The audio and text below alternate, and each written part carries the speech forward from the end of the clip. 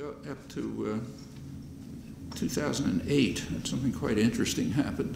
There was rocket fire in both directions. Most of it comes from Israel. In fact, by June 2005, 2006, I think about 8,000 shells, Israeli shells, hit Gaza. The proportions are proportional to the power, naturally. But there was Hamas rocket fire. In June 2008, a ceasefire agreement was reached between Hamas and Israel. Israel didn't live up to the ceasefire. Its commitment was to end the siege. They didn't do that. But Hamas did live up to the ceasefire. We have that from official Israeli authorities. You look up the official Israeli website, the government website, it says, yeah, there was no rocket fire after the agreement, until November of 2008. In that month, Israel invaded Gaza, killed half a dozen Hamas militants. Hamas rockets followed, many more Israeli rockets. There were casualties all on the Palestinian side. In December, Hamas offered to reinstitute the ceasefire.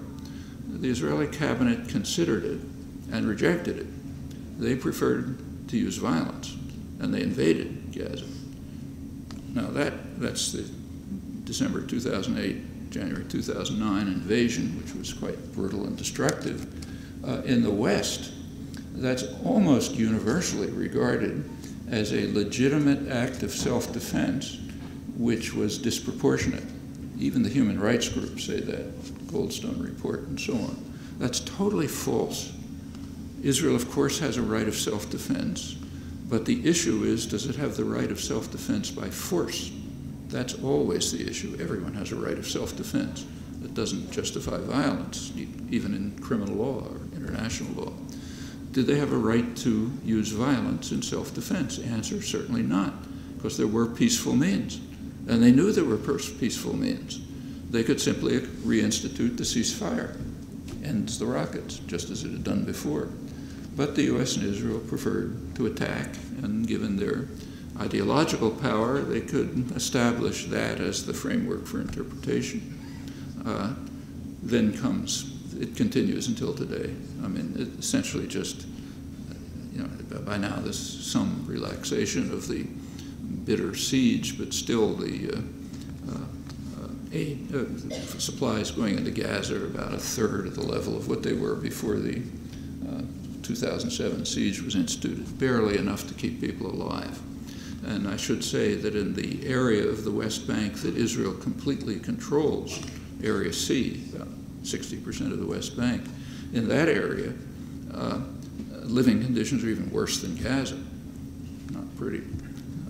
Well, that's basically where we stand now. Going back to options, we have two. One option is moving toward the international settlement. The other realistic alternative is that the US and Israel will continue doing exactly what they're doing, basically what I described in Gaza, the West Bank. And there could be some small Palestinian entity established somewhere, would have certainly not meet even minimal conditions for a decent survival. It would survive maybe at as long as the European Union is willing to pour money into it, so that around Ramallah, people can live quite well, elegant restaurants, theaters, and so on, like any third world colony. Those are the real options. Now, what does that leave for us? Well, final word. There's a lot of discussion in recent years about the analogy between Israel and South Africa. Much of that discussion, I think, is quite dubious. So, for example, within Israel itself, there is discrimination, but it's not apartheid. Actually, it's much more like what we've been familiar with here for centuries. And I even experienced myself years ago, a little worse, but like that, and common around the world, unfortunately. Within the occupied territories, it's much worse than apartheid. It's not apartheid. Ariel Sharon described the cantons being left to the Palestinians as Bantustans, but that was unrealistic. South Africa needed the black population. That was their workforce. It's 85% of the population. That's the productive workforce. So therefore they had to take care of them. And just like slave owners had to take care of slaves. They couldn't let them die. That's their capital investment. So South Africa, in fact, provided some benefits to the Bantustans. Israel, in contrast, does not want the Palestinians. They're happy to have them go. Back in 1967, Moshe Dayan, who again was one of the more sympathetic of the leaders towards the Palestinians, he explained to the cabinet, to his associates, his proposals. He was in charge of the West Bank. He said, we have to tell the Palestinians in the West Bank that we have no solution for them. They're going to live like dogs, and those who want to leave can leave. And we'll see where that goes. You know, that's the proposal, and that's what's being implemented. That wasn't true in South Africa. They needed the black population. So the analogy to apartheid is completely inaccurate, I think, in both areas. But it's worse than apartheid in the occupied territories. It's not as bad in Israel itself. However, there is an analogy which is significant and which isn't much discussed, but which tells us, I think, what we ought to do. Back in 1960, the South African nationalists, white South Africans, recognized that they were becoming an international pariah. A lot of opposition to apartheid was developing.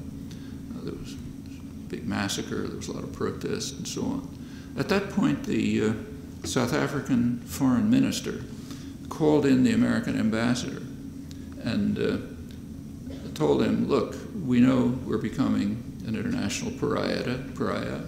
Everyone's voting against us in the UN and so on. But you and I both know that there's only one vote in the United Nations, yours. The rest doesn't matter, which happens to be pretty accurate. And in fact, history played out just the way he predicted.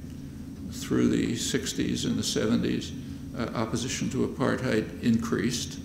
There were sanctions, there were pressures. Finally, the UN passed sanctions. In the 1980s, Congress was passing sanctions. The US government continued to support South Africa. Reagan had to evade even congressional sanctions to increase support for South Africa.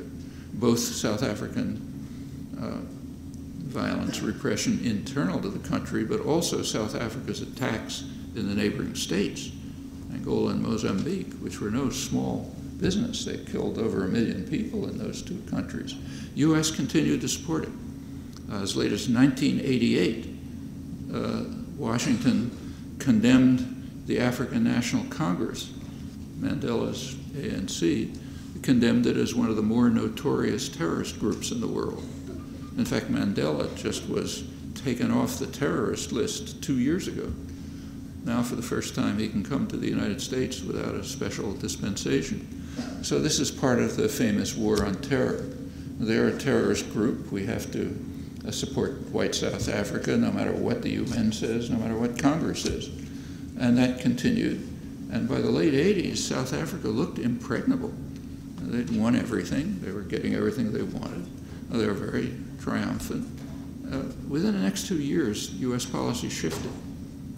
And Mandela was let out of Robben Island. A couple of years later, apartheid collapsed. It's not pretty, not at all. In fact, in many ways, it's worse than under apartheid for much of the population. But it was nevertheless a major victory for justice to get rid of this horrendous system. And it turned on one point. What would the Godfather decide? As soon as the US decided they'll join the world, apartheid collapsed. And I think that something similar holds in this case. If Washington's position shifts, if the US joins the world, there is a short-term settlement, which is much better than what exists now. My own hope would be, and I think David would probably feel the same way, that if I read it correctly, that If the cycle of violence declines, if there is a formal political settlement, if the occupation ends, then other processes will begin to take place. Anyone who's ever been in that area knows that to draw a line through the area west of Jordan makes absolutely no sense. It just can't be done. And I suppose that commercial and cultural and other relations will develop, and it might move towards what, at least in my view, is a more sensible, longer-term settlement. But that's for the future. What's on the table right now is which choice are we going to make? The occupation with exactly the way I described, or a political settlement, as has been the international consensus for 35 years. Okay, I'll stop there.